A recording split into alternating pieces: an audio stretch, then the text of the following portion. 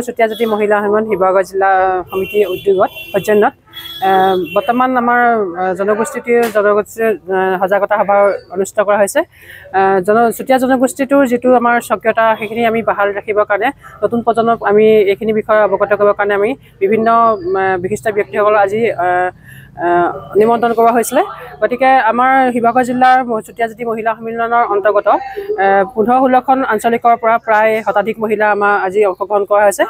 তেওঁলোকৰ মাজতে আমি জনগোষ্ঠীটোৰ স্বকীয়তাৰ লগতে জনগোষ্ঠীটোৰ জনজাতীয়কৰণৰ ওপৰত লগতে তেওঁলোকৰ মানে যিখিনি আমাৰ কৃষ্টি সংস্কৃতিৰ লগতে আৰু আমাৰ যিখিনি স্বায়ত্তশাসিত যিখিনি মানে আমাক অধিকাৰ দাবী সেইখিনি আমি আলোচনা কৰা হৈছে। লগতে আমাৰ সাংস্কৃতিক দিশটো কেনেকৈ আমি উন্নত কৰিব পাৰোঁ সেই বিষয়েও আমি ইয়াত সকলোৰে লগত আলোচনা কৰাৰ লগতে গণ্যমান্য ব্যক্তিসকলৰ লগতো আমি এই বিষয়ে আলোচনা কৰিছোঁ। চুতীয়া জাতি মহিলা সন্মিলনৰ পৰা আমি এটাই কথা ক'বলৈ বিচাৰিছোঁ যে আমাৰ যিটো চৰকাৰে বিভিন্ন সময়ত চৰকাৰ আহে, নিৰ্বাচনৰ সময়ত 6 জনগোষ্ঠী জনজাতিকৰণ কৰাৰ যিটো প্ৰতিশ্ৰুতি দিয়ে তেওঁলোকে কিন্তু শাসনলৈ অহাৰ পাছত সেইখিনি নুই কৰে।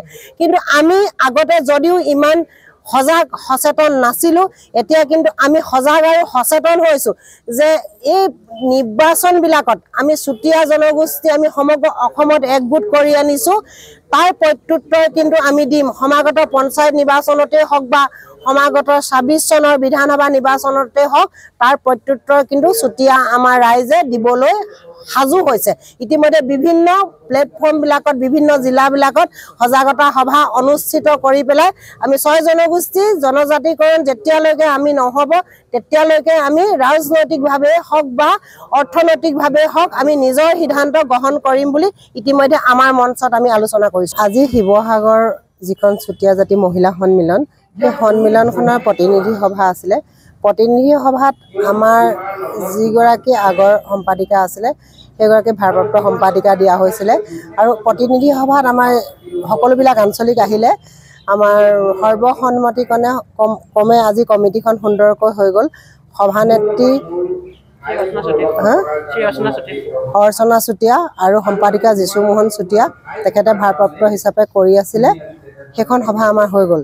তাৰ লগত সংগতি ৰাখি পেলাই আমি আমাৰ যিটো সজাগতা এখন সভাও আজি অনুষ্ঠিত কৰিছোঁ।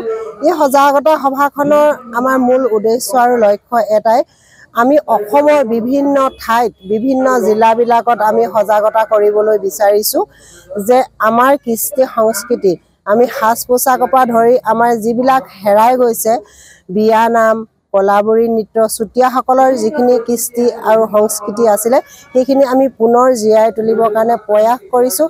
আৰু অসমৰ বিভিন্ন ঠাইত আমি এনেধৰণে সজাগতা সৃষ্টি কৰি পেলাই ৰাইজক আমি গাঁৱৰ পৰা মহিলাসকলক নিজকে চুতীয়া বুলি ক'বৰ কাৰণে আমি ওলাই আহিছোঁ। যিকোনো খবৰৰ বাবে যোগাযোগ কৰক 7099017330 লগতে 7099017110 নম্বৰত।